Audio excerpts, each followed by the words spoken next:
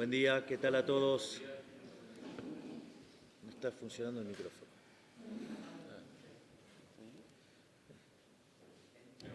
Ahí está, ahí arrancó, ahí se escucha. Buen día.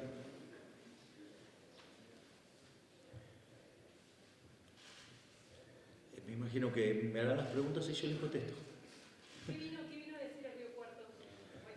Bueno, en realidad nosotros estamos llevando el mismo mensaje a todo el país, que es venir a plantear nuestras propuestas para sacar a Argentina de este pantano miserable en el que estamos y evitar que, si seguimos así, vamos en 30 años a ser el país, la villa miseria más grande del mundo. Por lo tanto, nosotros venimos a explicar cómo desde la perspectiva de las ideas de la libertad podemos salir de esta situación y en 35 años convertirnos en una potencia mundial. ¿Cómo se baja la inflación, Milei? Es un problema que preocupa a la gente, ¿no? Bueno, la inflación, lo primero que hay que tener es un buen diagnóstico. Uno de los grandes problemas que tenemos en Argentina es que, en general, se tiene un mal diagnóstico. Lo primero que tenemos que partir es del hecho de que la inflación es siempre y en todo lugar un fenómeno monetario que se produce por un exceso de oferta en el mercado de dinero, y esto es o porque subió la oferta o porque cayó la demanda o porque pasan las dos cosas a la vez.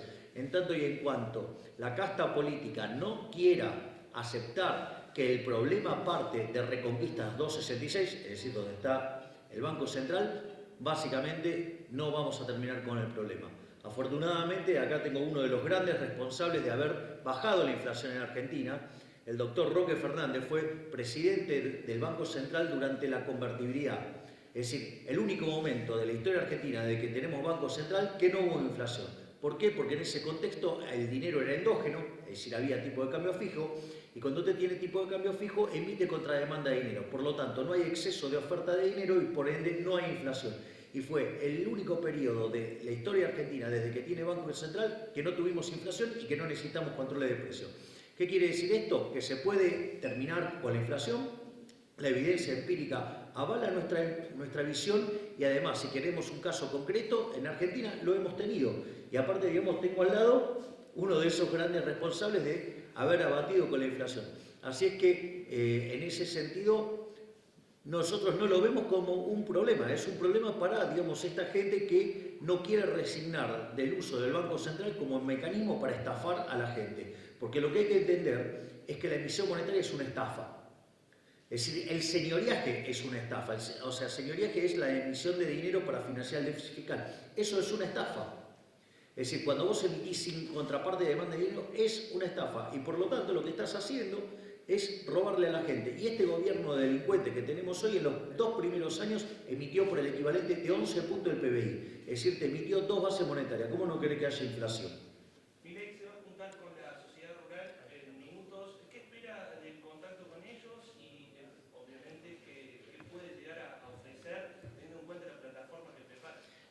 A ver, yo es un sector con el cual tengo mucha afinidad. Es decir, yo creo que el campo argentino es el mejor campo del mundo, porque la cantidad de impuestos que soporta, o sea, ya hubieran quebrado a cualquier campo en cualquier parte del mundo. Es decir, por lo tanto, los niveles de productividad, de eficiencia con el que se trabaja en Argentina es verdaderamente increíble. Por lo tanto, yo creo que son un actor fundamental para la Argentina del futuro. Y obviamente lo que hay que hacer es terminar con ese castigo que son las retenciones. O sea, lo primero que hay que entender es que el impuesto es un castigo. Es decir, si vos quisieras buscar un sinónimo para el impuesto, es castigo. Entonces, entre las retenciones, entre la brecha cambiaria, digamos, se pierde ahí ya el 70% de los ingresos, y después de eso tienen que pagar 22 impuestos, pero eso es una locura. Y después los caraduras de los políticos que tenemos dicen, no, faltan dólares, cuando hay liquidación récord de dólares. Entonces, me parece que es un actor fundamental que está siendo castigado de una manera grosera y hay que reparar esa situación porque yo creo que tiene un rol preponderante para la salida del país.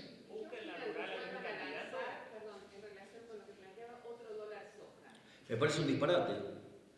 A ver, ¿en qué cabeza cabe que vos estés comprando, por ejemplo, estaba el gobierno comprando dólares a 200 y después lo vendía a 140. La pregunta es, ¿por qué, digamos, o sea, hay algunos argentinos que tienen el privilegio de comprar a 140?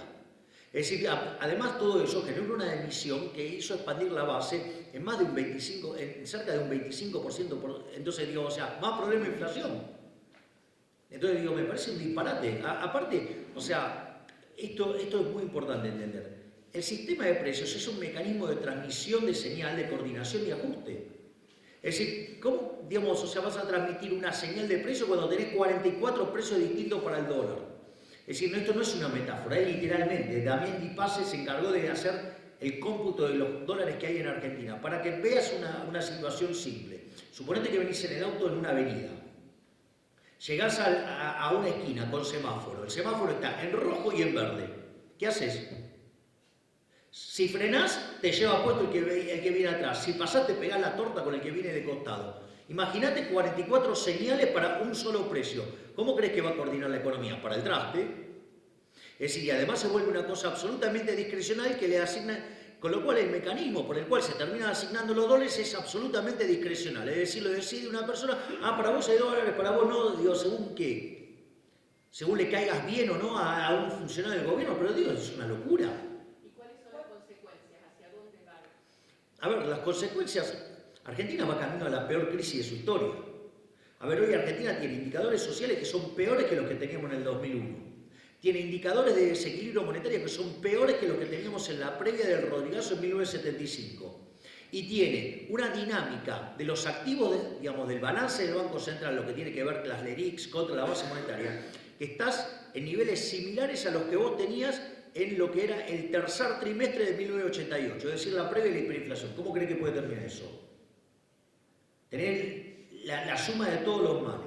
Pero no solo eso, sino que además, cuando vos tenés un precio regulado, digamos, y estás rompiendo ese mecanismo de transmisión de señal, coordinación y ajuste, vos tenés ahí un exceso de demanda. ¿Por qué? Digamos, el tipo de cambio oficial todos querríamos comprar dólares, eso está claro, ¿no? Bueno, ese exceso de demanda tiene como contrapartida en el resto de la economía exceso de ofertas.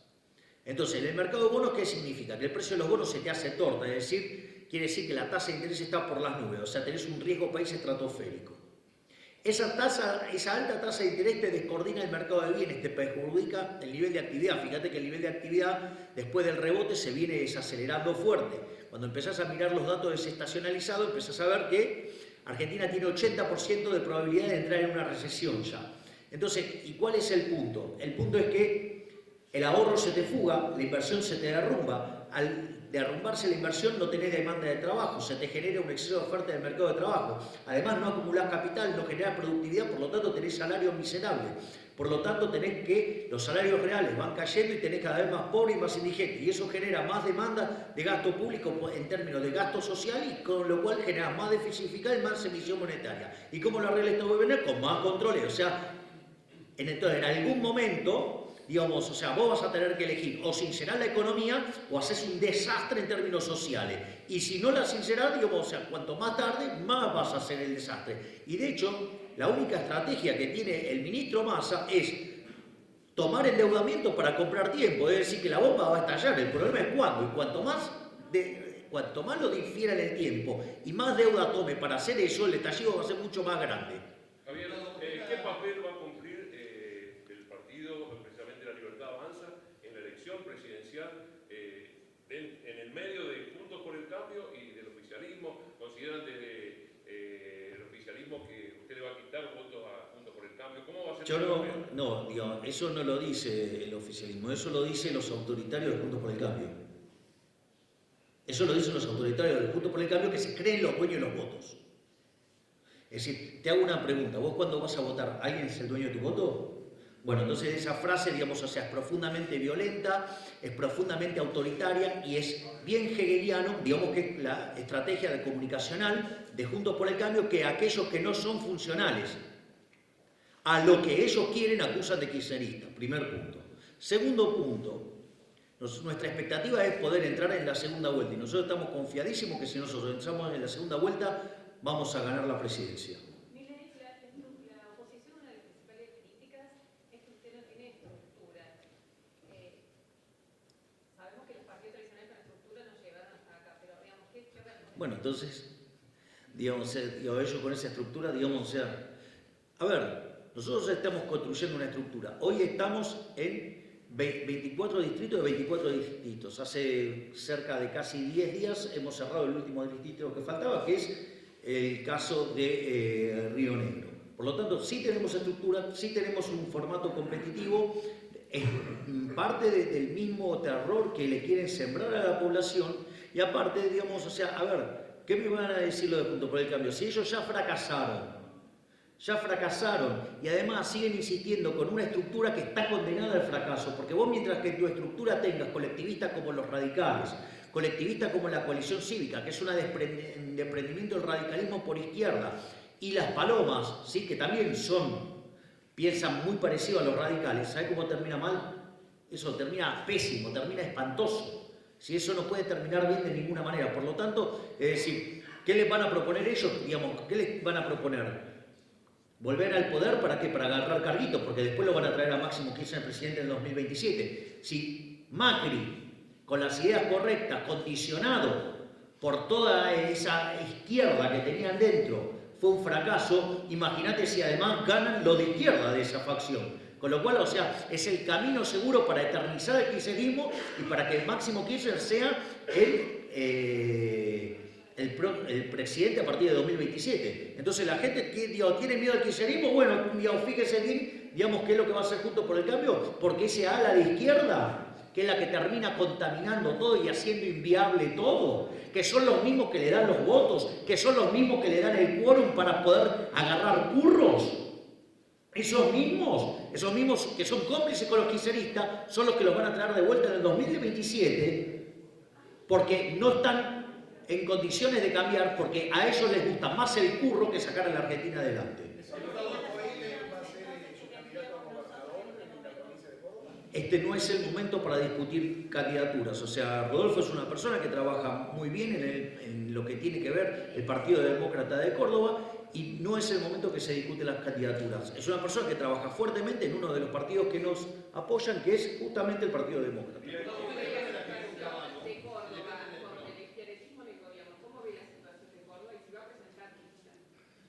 Nosotros vamos a evaluar lo que hay que hacer en materia electoral cuando llegue el momento de definir esas cosas. Digamos, no es el momento de hacer estas cosas. Nosotros en este momento lo que estamos haciendo es discutir los verdaderos problemas del país, que a diferencia de otros que dicen que hay que digamos, mirar el focus group y dicen hay que resolver esto, pero no dicen cómo, nosotros decimos cómo. ¿Cuáles serían las opciones que tendríamos entonces de acuerdo a su estructura? La única opción que tenés, digamos, para salir de adelante hoy en la Argentina, el único que tiene propuestas soy yo. ¿Cuál sería la propuesta para esto en la parte económica? Bien, nosotros mismo acá en Córdoba, nosotros hicimos una presentación del programa económico. Básicamente es un conjunto de reformas de 3 generaciones.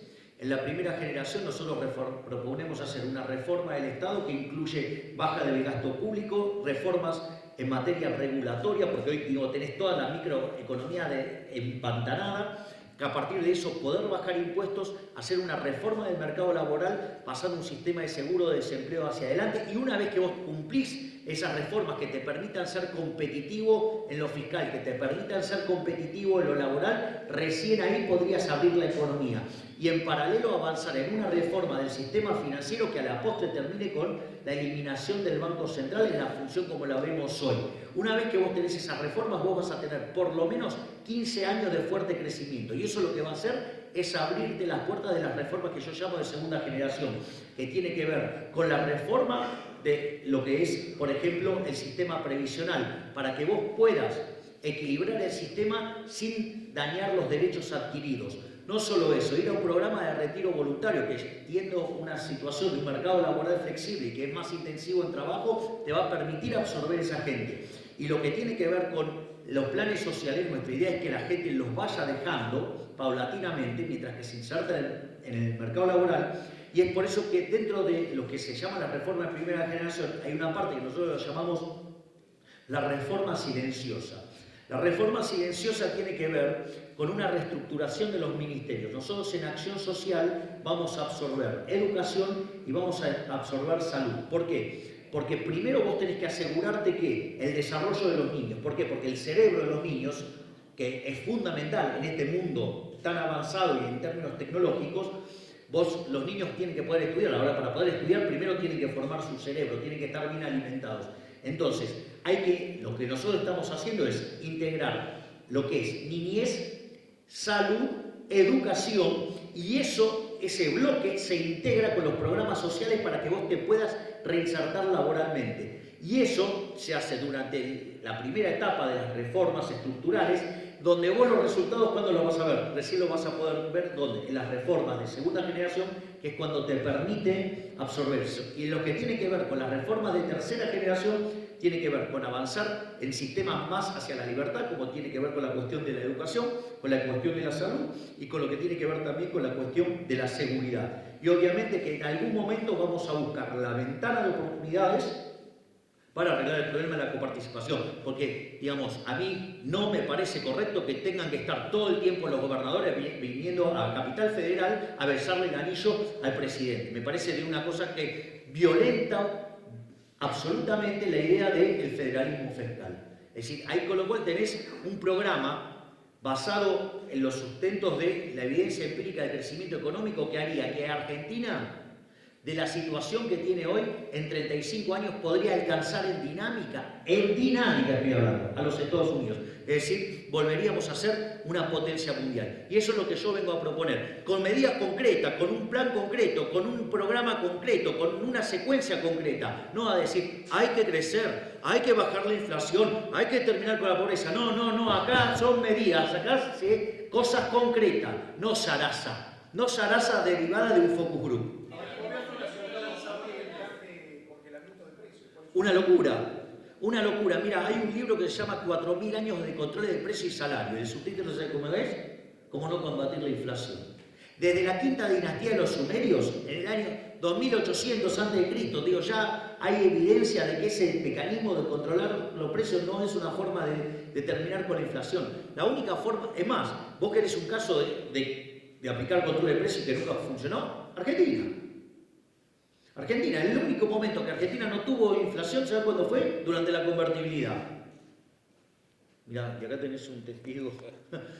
Digo, hoy te las estoy tirando todas, profe. Gracias. Entonces, ¿me comprendés lo que te digo? ¿Cuál sería la reforma del FMI en este caso? Pero, a ver, ¿por qué vamos al FMI? Fuimos al FMI porque no pudimos validar a mercado la deuda que teníamos contraída. Es decir, nosotros terminamos yendo al FMI básicamente, ¿por qué? Porque se nos cerraron los mercados de capitales. Entonces, para evitar el default, aparece el FMI como una suerte de prestamista de última instancia de deuda, para que te dé la deuda y vos no defaultés al mercado. Pero en el fondo, digamos, el problema argentino sigue siendo el mismo. Mirá, vos sabés que Argentina desde el año 1900 hasta hoy tuvo 22 crisis. 20, adivinen qué origen tiene. Fiscal, que se caracteriza por alto déficit fiscal o estrafalario déficit fiscal. Es más, les voy a pasar un dato adicional. Cuando ustedes miran las grandes crisis de Argentina de los últimos 50 años, por ejemplo, el Rodrigazo estalló con un déficit fiscal de 14 puntos del PBI en el año 75. En el año 81 la tablita cambiaria estalló con 11. En el año 89 la hiperinflación de Alfonsín con 8, la convertibilidad con 7, durante el gobierno de la Alianza, aclaro, es decir, un experimento progresista que tenía adentro, ¿qué cosa? Radicales, ¿sí? Y hoy el déficit fiscal consolidado entre la Nación y el Banco Central es 10. ¿Se dan cuenta? Que la piña está ahí, el iceberg está ahí. Es decir, acá lo que hay que hacer es un brutal ajuste fiscal, pero ese ajuste fiscal no tiene que caer sobre el sector privado, tiene que caer sobre los parásitos de la política, tiene que caer sobre las partidas donde roba la política. Ah, pero eso no lo quieren hacer. Ese es el problema. Es decir, entonces, ¿quieren seguir creyendo en los políticos tradicionales? Bueno, van a seguir pagando la cuenta ustedes, van a ser cada vez más pobres, sus hijos se van a ir, y esto no es una cosa de focus group. A diferencia de ellos que lo miran en el focus group, yo durante la campaña interactúo con la gente. A diferencia de ellos, yo sí camino a la calle.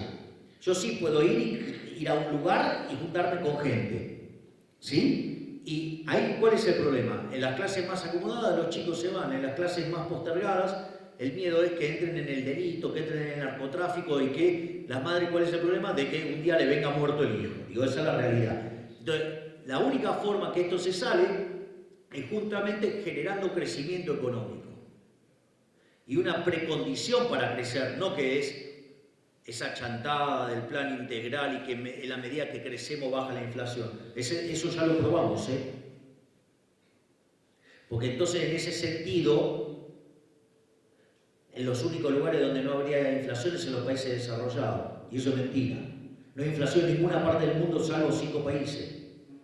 Es decir, en general, aquellos que adhieren a esta chantada de la inflación multicausal y toda esta cosa. No, la inflación es siempre y en todo lugar un fenómeno monetario que se genera por un exceso de oferta de dinero, ya sea o porque creció la oferta o porque cayó la demanda o pasan las dos cosas a la vez. Friedman está aquí orgulloso de mí. Sí, totalmente. Gracias, profe. ¿Hay un problema de confianza también más político que económico? Pero, a ver, pero la confianza no es una cosa abstracta. Yo te diría, bueno, vos tenés un problema de confianza si hoy, no sé, tuvieras una determinada relación deuda-producto, vos tenés un bruto superávit primario, y entonces decís, ¿cómo puede ser? Si yo con este superávit primario tengo esta capacidad de repago de la deuda, y no, bueno, eso podría ser un problema de confianza. Ahora, si vos no tenés superávit primario, ¿de qué estamos hablando?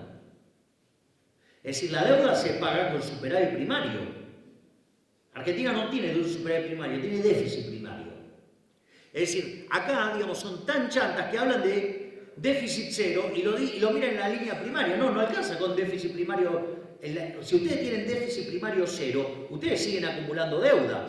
Y si esa deuda paga una tasa de interés más grande que la tasa de crecimiento, la deuda producto crece. ¿De qué están hablando?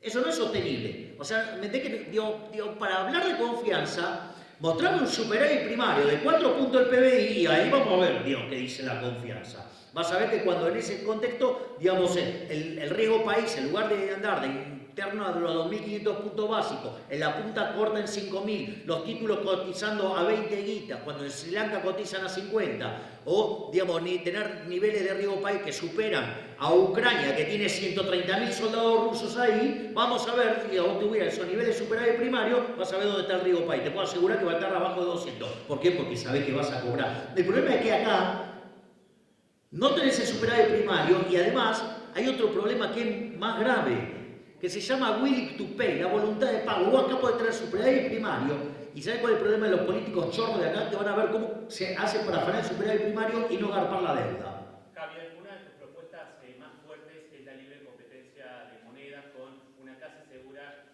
posterior dolarización, porque es la moneda que elige siempre el argentino. Ahora hay candidatos de Juntos por el Cambio que se perfilan para el año 2023, por ejemplo, Patricia Bullrich, que propone un plan de bimonetarismo. ¿Cuál es la diferencia con su propuesta?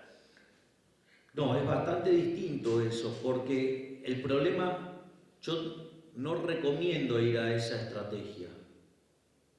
Yo no recomiendo, porque cuando vos vayas a hacer el switch de monedas, nadie quiere los pesos, todos quieren los dólares. Entonces el problema es quiénes son los que van a cobrarlos en pesos. Y vas a tener un problema distributivo enorme que te va a generar un nivel de tensión enorme. Porque los que van a terminar operando en pesos, ¿quiénes son? Los que menos tienen, con lo cual vas a tener un descalabro fenomenal. Entonces, a mí me parece mucho más sano que vos permitas que la gente elija la moneda. Y el tema es que el argentino no quiere tener el peso, y tiene razón. Tiene razón, ¿sabes qué? El peso no vale, porque es la moneda que emite el político argentino. Y el político argentino no vale ni excremento, porque no sirve ni para bono. ¿Qué posición tienen frente a las PASO, sí, PASO no? Yo ya me expresé sobre eso, dije que no voy a dar quórum. Vos para las PASO, por el tipo de reforma que tenés, vos necesitas una mayoría calificada. En este caso vos necesitas la mitad más 1 del quórum. ¿Sí? O sea, necesitas 129 votos. Entonces no es que solo tenés que dar el quórum 129 y después lo resolvés por mayoría simple, no. Tenés que tener 129 votos. Por lo tanto, no dar quórum es dejar que eso lo decida la casta política. Yo juego con la cancha que pongan ellos. Así no tienen excusa para perder. Porque, digamos, o sea, no tengo ganas de bancarme que se pongan a llorar los llorones de siempre. Ay, no, perdimos porque nos sacaron las pasos, todo por culpa de Milei. Pero Milei. Les voy a ganar con pasos, sin pasos, me da lo mismo. ¿Entendés? En este caso del pasar a un balotaje, que se consigan ganadores, en este escenario, frente a cuál de las dos coaliciones. Me da lo mismo, les gano a los dos. Pero la lógica del que va a votar es distinta frente a una u otra opción, ¿no? Pero el que va a votar odia a la otra parte. Cualquiera de las dos. Los kirchneristas jamás votarían a Juntos por el Cambio y Juntos por el Cambio jamás votaría a un kirchnerista. Bueno, conozco algunos pseudo-liberales de Copetín, digamos que antes de votarme a mí preferiría votar a los Cas, pero digamos es un grupo minúsculo, digamos que es la Biela y 5 cuadras a la redonda, incluyendo la parte de enfrente. Mira, y usted ha defendido la gestión Cavallo. Ahora, Obviamente. durante esta gestión, una parte del pueblo argentino que no la pasó bien. Depende de qué parte estés hablando. No, bueno, por eso, hubo quienes la pasaron a lo mejor muy bien, pero otros no. Pará. Pero de vuelta, ¿de qué tramo de Cavallo estamos hablando? Bueno, a ver, durante la convertibilidad... De vuelta, ¿de qué tramo de Cavallo estamos hablando? Bueno, no sé de qué tramo usted defendió la gestión Cavallo. ¿De qué tramo de Cavallo estamos hablando? Pero yo le pregunto esto. A ver. No, porque está mal formulada la pregunta. Entonces, si formulás bien la pregunta, te la contesto. Bueno, pero yo pregunto, ¿usted defiende la gestión Cavallo y dice que fue la Pero, gestión económica? bueno, entonces, lo primero que tendrías que saber es que Cavallo fue 2 veces ministro de Economía. Pará, no es lo mismo. No es lo mismo Cavallo con Menem que Cavallo con De la Rúa. Me van a dejar contestar, digamos, porque tras que me hacen mal la pregunta, digamos, los estoy ayudando a hacer. Yo le pregunto, ¿usted defiende la gestión Cavallo? Hay gente que... Estoy diciendo que la pregunta está mal formulada, te estoy ayudando a formularla bien técnicamente y ahora les estoy contestando. Hay un trabajo que se llama Passing the Buck. El trabajo es de Gerardo de la Paulera, también graduado de Chicago, que fue alumno de Milton Friedman también, Bossoli e Irigoyen. De hecho, sea de paso, es el paper de historia económica más leído en la historia. En ese paper se desarrolla un indicador que se llama Índice de Presión Macroeconómica, que lo desarrolló un economista que hoy es profesor en la Universidad de Harvard, que se llama Robert Barro. En ese paper se puede evaluar todos los gobiernos de la historia argentina. Cuando vos haces esa evaluación, el mejor gobierno de la historia argentina, por esto es importante la mención que trataba de enfatizar por el tema de Cavallo, el mejor gobierno de la historia argentina es el primer gobierno de Menem. El primer gobierno de Menem, cuando arrancó con el plan Bungibor, la chocó. Cuando lo agarró Herman González, lo chocó. Hasta que en abril de 1991 vino el doctor Cavallo como ministro de Economía y el señor que está acá, Roque Fernández, como presidente del Banco Central, implementaron la convertibilidad. No solo que domaron la hiperinflación, sino que para el año 1993 Argentina era el país con menos inflación del mundo. Se generó un proceso de crecimiento como nunca en la historia argentina. Y no solo eso. Cuando entonces ustedes hacen la evaluación, porque además una de las cosas que dice Gerardo de la Paulera, que es muy interesante, es, y ese índice no contempla todas las reformas que se hicieron a nivel microeconómico. En una de las preguntas yo mencioné el problema de la micro. Y hoy con 69.000 regulaciones es prácticamente imposible producir aun cuando vos arreglaras la macro. ¿Qué quiere decir esto? Que en ese gobierno que fue de 6 años, lo que se hizo durante el tramo de los segundos, digamos, periodo, digamos que sería 4 años, más que compensó todo lo otro para ser el mejor gobierno de la historia. En ese contexto, el ministro de Economía era Cavallo. Por lo tanto, si ese fue el mejor gobierno de la historia y eso fue gracias a los logros de la implementación de la convertibilidad, está claro que el mejor ministro de Economía de la historia fue Cavallo. Mientras que este señor que está acá a mi izquierda, perdón, Roque, que hoy te esté referenciando todo el tema, era el presidente del Banco Central. Entonces, digo, mirá qué orgullo que tendría que tener los cordobeses, que los dos titanes que terminaron con la inflación en Argentina son cordobeses. O sea, yo estaría feliz. Entonces, después vos podés decirme, bueno, pero el Cavallo, digamos, cuando vino el corralito. Ahora la pregunta es, ¿quién era presidente? Un radical. A ver si queda claro, un radical. Entonces, cuando vos vas a diseñar un programa, ¿sí? Lo que hay que comprender es que, fíjate esto, yo no tengo ninguna duda que el Domingo Cavallo que llega como ministro de Economía de la Rúa, era una persona muchísimo más curtida políticamente, o sea, tenía una gimnasia mucho más importante en el plano político, con lo cual, o sea, entre el conocimiento y toda la experiencia ganada, podría haber hecho algo fabuloso, pero ¿cuál era el problema? En el primer caso, tenía un tipo con convicciones como fue Carlos Saúl Menem.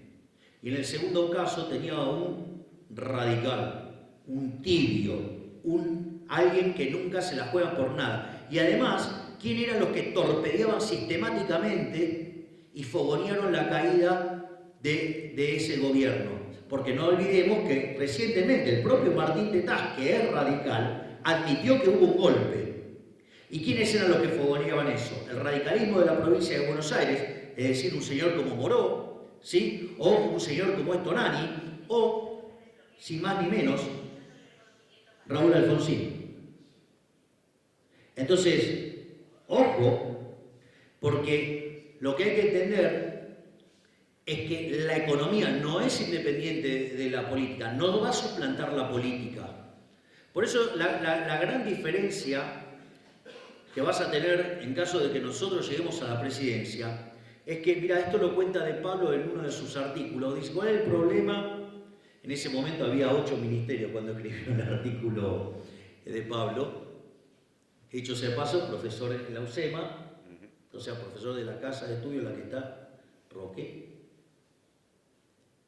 Yo no planeaba todo esto, o sea, lo hubiera dicho, igual estuvieras acá o no, Roque. Gracias. Ahora, fíjate esto. Una de las cosas que señalaba De Pablo es, claro, vos tenés 8 tipos sentados ahí, 7 quieren gastar y 1 no. ¿Y quién es el que termina dirimiendo esa situación? El presidente.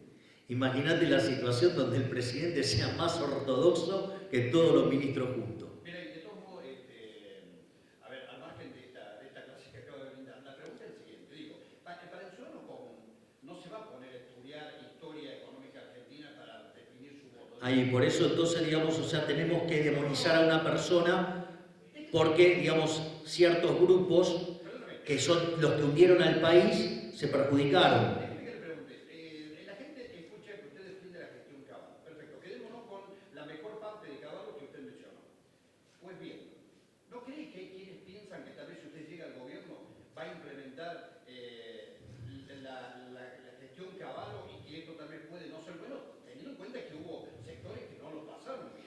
No es lo que muestran los datos, digo, justamente lo que sostiene que el primer gobierno de Menem fue el mejor gobierno de la historia fue por todo lo que implicó en términos... Mirá, todas las inversiones que se hicieron a partir del gobierno de Menem es lo que permite, digamos, que a pesar de llevar 20 años por lo menos de aplicando políticas absolutamente disparatadas, todavía podamos tener luz, gas, digamos, o sea, tengamos agua, tengamos, o sea, teléfono, digo, porque la verdad con todos los desastres que se hicieron en materia de regulación, es un milagro que todavía estemos vivos. Y sin embargo, fueron tan impresionantes las reformas de los 90 que todavía seguimos viviendo de eso. O sea, mirá, entonces, si la idea es creer la posverdad, es decir, bueno, entonces se instaló una mentira y nos vamos a quedar con la mentira, bueno, la vida, ¿qué le voy a hacer? Es decir, yo vengo a hablarle con la realidad, es decir, yo prefiero decirte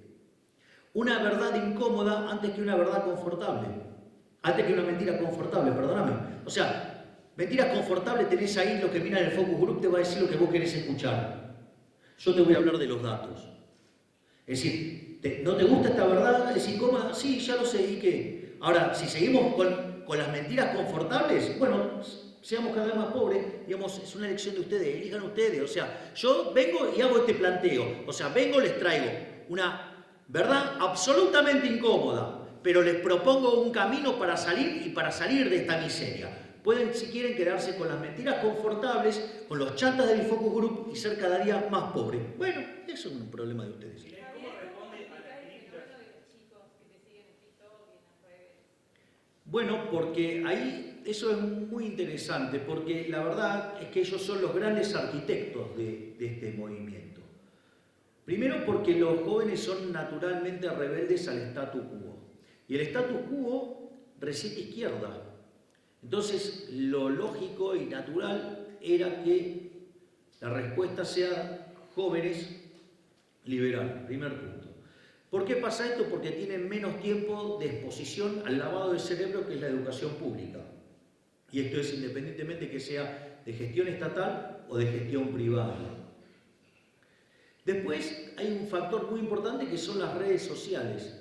Hoy un chico va a la clase y de repente el profesor le dice cualquier disparate. Va, mira después por las redes y dice, lo que está diciendo el profesor es un disparate. De hecho, están así que van y después los confrontan. Y los profesores bulinean, le hacen bullying a aquellos que quieren defender la idea de la libertad. De hecho, hay un profesor de la Universidad de Buenos Aires que tiene 35 cursos de economía que se jacta de hacerle bullying a los alumnos. Se jacta de perseguirlos y que si alguno de ellos, porque claro, como lo agarré en televisión y le pegué unos cuantos bailes y está muy resentido, se jacta de que los bocha y la orden es maltratarlos tanto hasta que abandonen la carrera. Y sin embargo la Universidad de Buenos Aires no dice nada. O sea, deja que, digamos, este individuo execrable siga dando clases como si nada y casi le diría que serían capaces de pontificarlo. Y después hay otra cuestión más. Entonces, ¿cómo lograron, digamos, porque con los jóvenes solo no hubiéramos alcanzado los números que alcanzamos en Buenos Aires ni los números que tenemos hoy? Entonces la pregunta es, ¿cómo fue? Bueno, ahí hay un elemento muy importante que fue, como toda desgracia, viste que el símbolo que utilizan los chinos para crisis es el mismo que es oportunidad. ¿La crisis cuál fue? La pandemia. La oportunidad fue que todos estos chicos pudieron contarle a sus hijos, a sus padres y a sus abuelos sobre la ideas de la libertad, y ellos fueron, digamos, los que fueron evangelizando a sus familias. Y hoy, ¿me entendés? Es muy interesante, porque dicen, no, digamos, o sea, el fenómeno de los libertarios no llega a los segmentos etarios más grandes. Mentira, porque ahora, ¿sabes qué te dicen? Lo quiero votar porque mi nieto lo quiere. Así que digamos, yo creo que nosotros tenemos una profunda deuda con los jóvenes argentinos. Y además, si la elección fuera en los sub-35, digamos, o sea, encima ganaríamos en primera vuelta y con números muy holgados. Señores, por favor. Los más vulnerables, en este proyecto de país que usted plantea, ¿entran todos? ¿Qué lugar? Bueno, esa es una falacia que suelen hacer la izquierda, que no hay lugar para todos. O sea, Al consenso democrático, le preguntaba también porque lo veo muy vehemente, ¿qué valor le hace? Dios, yo soy vehemente, yo digamos, soy una persona apasionada. Si querés tenés a los amargos que, digamos, que unieron, digamos, que tienen muy lindos modales, que son muy políticamente correctos, pero bien que te meten la mano en el bolsillo y te hunden cada día más. O sea, yo digo, ¿sabes qué? Soy vehemente porque estoy recontrapodrido de un país que tiene todo para ser el mejor país del mundo y se hunde cada día más, gracias a esos políticamente incorrectos, ¿sí? Y que, digamos, o sea, son muy agradables, ¿sí? ¿Pero qué me importa? ¿Vos querés consensuar con un chorro? Vos vas a un consenso con un chorro, vas a un consenso con un asesino. ¡Ey, vamos! Con los delincuentes no se negocia. ¿Cómo? Digamos, ¿desde cuándo? Digamos, o sea, digamos, se trata... ¡Ay, no, hay que consensuar! ¿Cómo voy a consensuar con un chorro?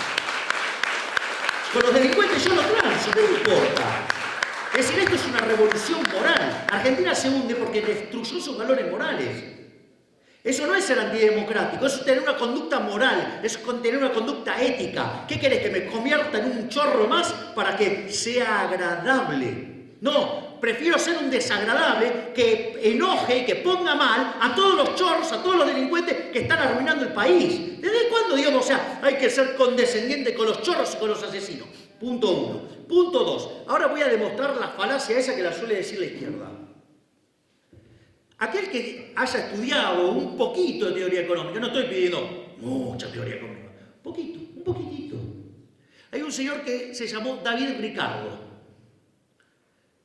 Digamos que a partir del concepto de ventaja absoluta que desarrolló Adam Smith, él desarrolló la ventaja comparativa.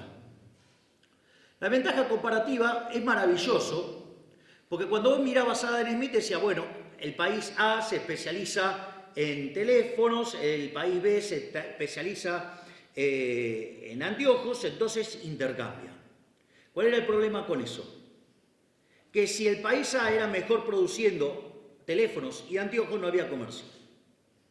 Justamente lo que hizo Ricardo, que los austríacos lo llaman la ley de asociación de Ricardo, es que aun cuando A fuera mejor que B, tanto en producir teléfonos como producir anteojos, se va a dedicar a producir lo que es mejor relativamente. Por lo tanto, en el mercado siempre hay lugar para todos. En el mercado siempre hay lugar para todos, aun cuando existe una persona que es mejor que otra en todo. Mira, te lo hago con un ejemplo práctico y con mucha esperanza para lo que se viene dentro de 10 días. Hay un muchachito nacido en la provincia de Santa Fe, se llama Lionel Messi. Hay un artículo que se llama Messi es imposible. Messi es imposible. En ese artículo evalúa todas las condiciones de juego de todos los delanteros. Digo, desde el medio de la cancha para adelante a todos. Entonces, adivina quién es el mejor jugador de todos los tiempos. Messi. Y te voy a decir algo más. ¿Por qué el artículo se llama Messi es imposible? Porque pasa algo que es imposible de encontrar, que es que sea el mejor en todas las facetas del juego. O sea, no es que solamente es el mejor en términos agregados, es el mejor en todas las facetas del juego. Sin embargo, Messi juega en un equipo de 11. Entonces, hay lugar para todos. Algunos jugarán de defensores, otros jugarán de mediocampistas, otros jugarán de delanteros y habrá algunos valientes que jugarán de arquero. Bueno, señores, Con respecto a la sociedad, vos te has mostrado abiertamente pro vida, a favor de la vida y en contra del aborto, y hay muchos que sostienen esa posición.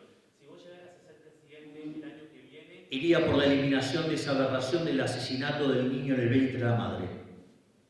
Muchas gracias.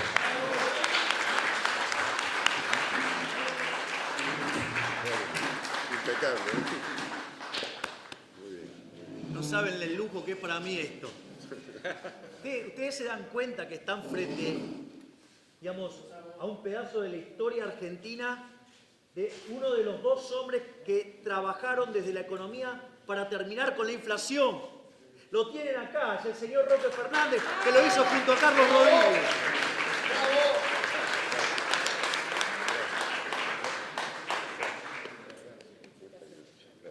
Admiro al señor Roque Fernández.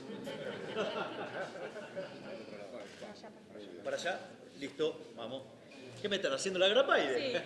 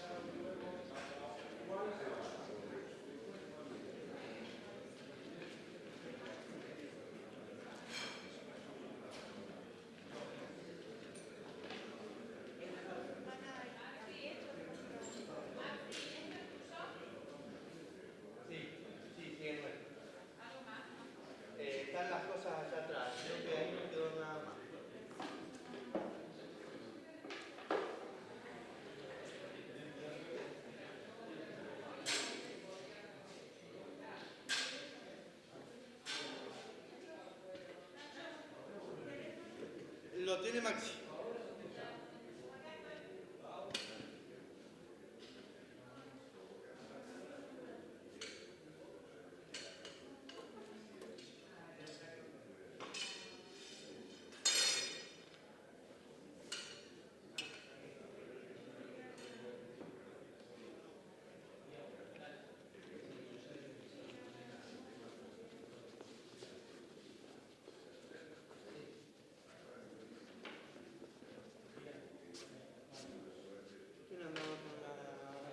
El maletín.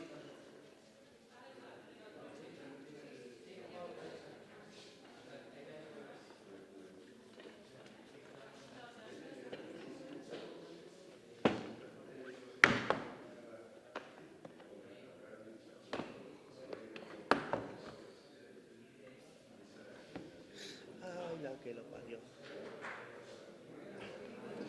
Casi se cae arriba de esto. ¿Qué? Ahí está. Ahí está.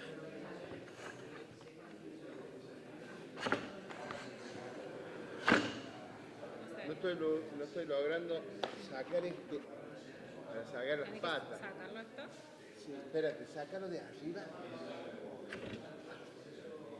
Ya te ayudo.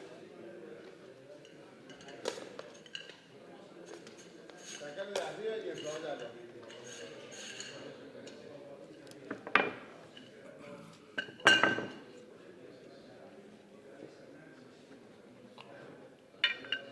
Acá hay un celular que no sé.